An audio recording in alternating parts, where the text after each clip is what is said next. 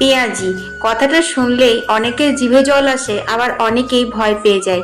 ওমা, এত ভাজাভুজি তেল তো চলবেই না আমার। আজকে তোমাদের সঙ্গে একটা দারুণ পেঁয়াজি রেসিপি শেয়ার করব, একদম কম তেলে। আর খেতে যে কি সুস্বাদু হয় বলে বোঝাতে পারবো না। যাই হোক, ঘরের সমস্ত কাজ সেরে স্নান সেরে আগে পুজোটা দিয়ে নিচ্ছি, কারণ পুজোটা দেওয়া হলে একটু জলখাবারটা খেতে পাবো, তারপর মন দিয়ে রান্না করতে পারবো। তো দেখো, এখানে আমার ঠাকুর পুজো দেওয়া হয়ে গেছে। ঠাকুর পুজো দেওয়ার পর আমি একটুখানি পেট পুজোও করে নিয়েছি, তবে তো এনার্জি পাবো বলো। তো এখানে নিয়েছি তিল, তার সাথে দিয়ে দিলাম বেশ কয়েকটা কাঁচা লঙ্কা। তারপর শিলে এটা খুব ভালো করে বেটে নিলাম।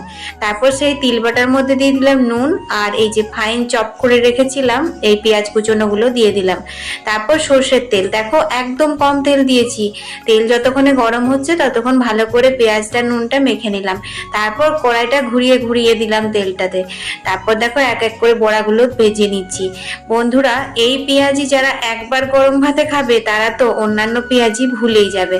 আর কত কম তেলে করছি দেখো। অয়েল ফ্রি বলতে পারবো না, কারণ তিল তো নিজেই তেল, তাই না? তো সেই জন্য অয়েল ফ্রি আর বললাম না, কিন্তু কত কম তেলে মচমচে করে ভেজে নিচ্ছি। অল্প অল্প তেল ঘুরিয়ে ঘুরিয়ে কিন্তু এই পেঁয়াজিগুলো ভাজতে হবে তিলের।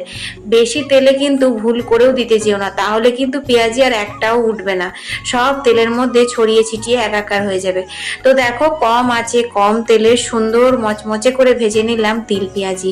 এর সাথে কিন্তু সবজি দেওয়া টক দারুণ লাগে, কিন্তু আজ সবজি দেওয়া টক নয়, সবজি দিয়ে ডিমের ঝোল করেছিলাম।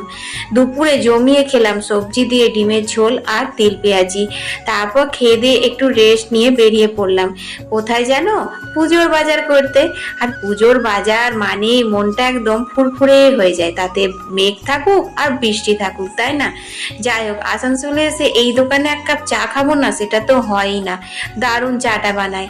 তারপর দুপাশারি রং বেরঙের জিনিসপত্র দেখতে দেখতে তো চোখ ধাঁধিয়ে যাচ্ছে, কোনটা ছেড়ে কোনটা নেব।